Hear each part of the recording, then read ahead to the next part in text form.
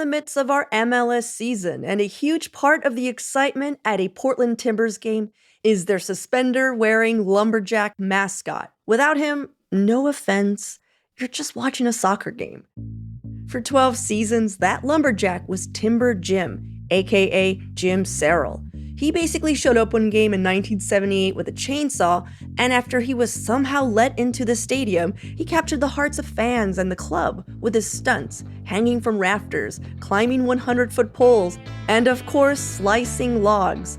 So today on CityCast Portland, we're speaking with Timber Jim, a Portland Timbers icon, about his time with the club and the deeply personal meaning behind the song that's been sung at the 80th minute of every game since 2004.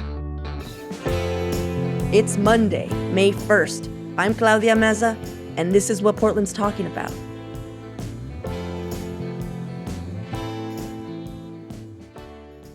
Jim, thanks so much for joining us. I've been wanting to meet you for quite some time. I heard that you don't consider yourself a mascot. What's up with that?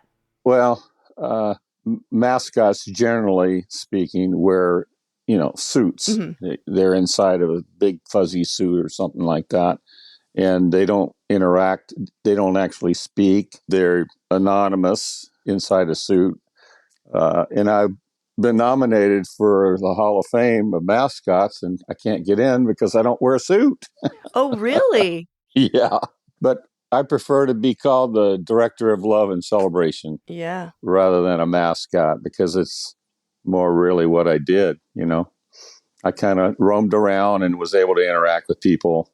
But that's what I'm known as a mascot. So I'll own that. Yeah. Well, a lot of people know Timber Joey. Right. For those who are too young to have seen you back in the day, could you explain what you did, like what your shenanigans were to get the crowd worked up? Well, at first, Keith Williams, the general manager, asked me to saw a slab off of a log, so to speak. Mm-hmm. And at that time, he owned a company called Tim Fab, and it was a big, huge wooden beam. Mm-hmm. It had great big wheels on it. So that's all I would do is come out and saw slabs off of the beam whenever they scored. And they were wrapped in Timbers colors. So that's how that happened. Gotcha. Yeah, you used to climb poles as well. I mean, I've seen the pictures of you climbing poles, hanging from beams, and all with a chainsaw in hand. Can you explain that? Like why you were so adept at climbing poles? Well, my whole career I was in the line industry, power line industry, and Mm-hmm. I started out trimming trees around power lines. Gotcha. And later on in my career, I went into line work, actually building power line. So when they reincarnated the Timbers in 2001, they asked me what I needed. And I said, I need a 100-foot pole, and it needs to be 28 inches on the top so I can stand on top of it. Mm-hmm. And it was awesome. The view from up there was unbelievable. I can't believe you would how tall was it? Well, it started out 110 feet, and when they tried to make the swing to come down in the stadium with the truck, it was too long. Oh my so God. they had to cut some off of it just to make the swing, so they didn't take the max line out. Oh my God. It was very difficult, and it was really irritating to the staff because it took a lot of work to do that. Yeah. Anyway, God, that's so scary. I just can't believe you would do that every game. Well, it's second nature. It's just like walking up a set of stairs, a long set of stairs. And I was trained how to do that. And it was pretty easy, really, for me. And then I'd haul a chainsaw up and then a drum, great big drum, and I start beating that. So that's what got the attention. Yeah. So tell me why it's important to have that, for the fans. Because I know you came up, this wasn't a position that was open and they're like, oh, let's hire, someone to come up and get everyone going. I mean, you volunteered yourself. You were just like, I'm going to do this. Well, originally Keith said, no. He says, are you nuts? No, you're not doing that. Mm-hmm. I can't allow a chainsaw in the stands. The climbing of the pole was later on, and it was kind of dead. And Keith come up to me and he says, see if you can get the crowd going. I said, Keith, this isn't junior high. I said, that wasn't part of the gig. And he was really disappointed that I wouldn't do that. And I felt bad, so I did. I went up there, tried to get the crowd going, Mhm. and they didn't like it What? at all. They didn't like it at all. And They weren't singing songs. They weren't cheering. They they were just they sitting there. weren't participating I at can't even all. You know, imagine. Like from the Timbers army that we have now. Oh my God. give me a T, give me an I. You know, and it's very lukewarm. Yeah. And Keith says, "I'm sorry, they're just not responding to you." I said, "Well, Keith, I'll fix that." Hmm. And I didn't tell him what I was going to do, but I brought all my gear and ropes, and I climbed the pole down in the southwest corner of the building. And that's actually two poles side by side to hold the light bank up. So I threw my climbing line over that, Oh my God. and then I flipped it out in the center of the cross arms. So I come down about 60 feet and started swinging back and forth. And then when I flipped upside down, fired up the chainsaw, everybody's looking around and where's the noise coming from? And so as I'm swinging back and forth, the lights on the field are moving away, moving closer. So Uh-huh. it's just the way. So that was it. That was the game changer. So how do you think that changed how Portland embraced soccer? Because I think you kind of made it a party, you know? Well, that was the idea. We were going to have fun, you know. Yeah. And hopefully the players would join in and we'd win some, you know. That was the idea. But no, what I did is I kind of took the momentum of a play, you know. Let's say Hmm. I wouldn't fire the saw up all the time. I'd just wait for like a corner kick. And then when they scored, I cut a slab off of a log and then I'd walk around the stadium. So we Hmm. kind of extended the celebration time. I feel like you inspired and you created so many of the traditions we have. The other one is the singing of "You Are My Sunshine" at the 80th minute of every game, Yeah, which is a tribute to your daughter's passing in 2004 from a car accident. right. And you got the call while you were at a game, cheering, getting the crowd revved up, Yeah. as Timber Jim.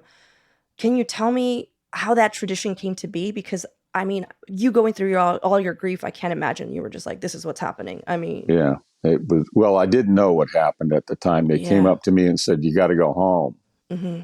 and I didn't want to go home. We were beating Minnesota at the time. Really, we were killing them, and I was having a great time. And the guy comes back. He goes, "Dude, you got to go home." He goes, "They said you have to go home right now." Hmm. So I just left everything and went home. I calling my family, and yeah, I didn't know what happened until I walked in the door. There's state police cars outside. And anyway, uh, it was, I started singing You Are My Sunshine. I took a couple games off. Hmm. And when I came back, I just didn't want to get in front of the crowd. But Yeah. they scored a goal. So I cut a slab off and I went up there and I held it up. And I started singing You Are My Sunshine because that was Hannah's favorite song. And uh, oh my God, you know, Yeah. Did everyone joined you? oh, it was very emotional, Hmm. and everybody's crying. Did you let them know that was Hannah's favorite song? Later, yeah, Yeah. I just went out there and belted it because I felt like she could hear it if we sang it. You know, the Yeah. Army's pretty loud. The army is pretty loud. Sometimes they can be jet engine loud. You can't even hear yourself think. But anyway, it was a very tender moment, and then they just kept singing it, and they still sing Hmm. it today. And so it, for a long time, it felt like I was at a funeral. Yeah, I heard that you did it once and you were like cool, but then people loved doing it. I'm sure it was they loved doing that with you, but I heard that you weren't that into it. You were just like, "All right, I did it once. I don't want to relive this every game." Um No, I,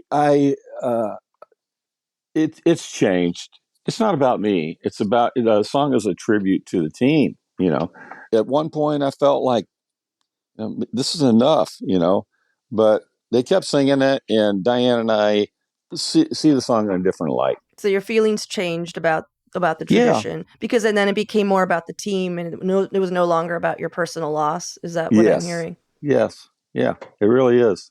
And the team really wrapped Diane and I up. The Army and Your wife um, Diane. yeah, and we just it was a life changing moment.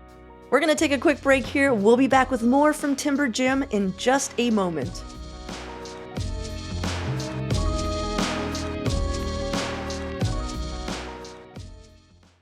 You still go to every game. Yeah, That's what I'm hearing. What's that like for you? love it. I mean, I don't know anybody that has lifetime season tickets, and it's not just for the Timbers; it's for the Thorns, and I really love it. It's pretty much what I do. So what are your interactions like with fans now? Well, people come by. We're on the ADA rail, and we're right off the side of Section 107, which is where the bulk of the Timbers Army originated. Now it's all the way, it's all the way around the north end. And I don't know how many people are in there, but I would say at least 5,000. Yeah. And Yeah. now they have what are called capos, and They're the ones that lead the songs and yeah. they're human metronomes. Yeah. But do you still occasionally lead You Are My Sunshine? I do, and Yeah. I've cut ceremonial slabs, and recently I got up and we were winning. The thing about trying to work with a crowd, you have to have a sense of timing, Mm-hmm. Mm-hmm. and like you wouldn't fire up the chainsaw if there was an injury on the Yeah, of field. course. Yeah. But a corner kick or getting ready for a penalty shot, you fire up the chainsaw and people are you can't even hear the saw. There's so many people are going nuts.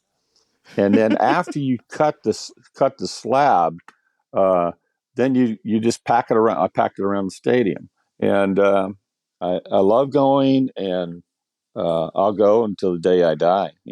So I'm hearing that you go see the Thorns as well, and I gotta be honest. Like I love the Timbers, but I'm Mm-hmm. personally more of a Thorns fan because I really love seeing them play. Like the Timbers are a party. You go, and if win or lose, you're having a great time. The Thorns, like I think about their plays way after I'm done. Like I'll think about Heine doing something crazy for days, but they don't have that. I mean, I'm just going to use the M word. Like they don't have a mascot. They have capos. They have songs led. I mean, the energy is great, but they don't have that like Timbers fervor that you helped create, Jim. So I was just going to ask if, since you love the Thorns as well, what would be your idea for a powerful Thorns mascot? Like if you had to choose, because I kept thinking, because the Thorns, they have the Riveters. Yeah. Like, what if every time they scored a goal, Rosie the Riveter got on some beam and like put on one of those like face masks when you're gonna do some welding, and then she just riveted something. What do you think? And at the end, you see this beam, and there's like all the rivets are like however many goals that game. What do you think? I think that could work. It probably would work. I don't know. I think that those kind of things just have to be organic. They just have to happen. Yeah. When I first climbed the light pole, I got in big trouble from the ER commission. Keith didn't. I kept him out of it. I didn't want Keith Williams to get in trouble, but I did it. And then it became, oh God, we got to have him do this again. And then became every game. And then coming out of the rafters, that was another thing. And so I was kind of a troublemaker. I know. But you created the culture that we're all enjoying now. So, Jim, I just want to thank you for your service. Thank you. Thank you very much. I love it. It's awesome. It's kind of like watching, Joey's cutting slabs, and I love him like my own son. And but for watching somebody down there cutting those slabs, that was my gig. It's like watching somebody sleep with your wife. It's just not cool, But he knows that. I've told him about that. And You're just like, find your own thing, Timber, Joey. I'm just kidding. But I'm glad that survived, that tradition. I don't see it ever going away. It's so much photo candy, eye candy, Mm-hmm. And our goal celebrations are legendary. They're known around the world. I love being part of the lore. I love those people. They love me, genuinely do. I know what it's like to be wrapped up in the Timbers Army. Mm-hmm. And I am forever grateful. I can't even hardly talk about it without tearing up. Mm-hmm. For a long time, I couldn't mention his name without tearing up. But that's what it's all about for me. And I have to thank the Timbers Army. They're the ones that make it happen. They are the engine behind it. I have people come by all the time where Diane and I sit, and they shake my hand and thank me for what I did, And I haven't done it in Yeah. a long time. Well, you made something special, and you're part of Timbers. You're an icon. You're part of Timbers history. But listen, Claudia, if you ever want to go to a game, I'd love to take you. You can come sit with me and watch a Thorns match. I would love that, Jim. Really? Would you like to do that? I would love that. Please. We'll make it happen. Jim, you just opened the door. Yeah, let's go. Thank you. Yeah. And now, our lead producer, John Notarianni, with your microdose of news. Thanks, Claudia. Last week, we heard that Phil Knight is planning a $400 million philanthropic donation for Black Portland. But now that fund's CEO says she's trying to push it to a cool $1 billion. Rukiah Adams went down to California last week to try and raise about $400 to $600 million more dollars for the 1803 fund. Its first project is going to focus on, quote, education, place, culture, and belonging in North Portland's traditionally Black Albina neighborhood. Plus, a new study says making six figures in Portland doesn't go nearly as far as it does in other cities. The study by Smart Asset ranks Portland as the 12th most expensive city in the country by this metric, and it says that in order to get an average $100,000 lifestyle, you need to make over $200,000 a year. For even more local news and events, sign up for our daily newsletter, Hey Portland. We'll throw a link in the show notes.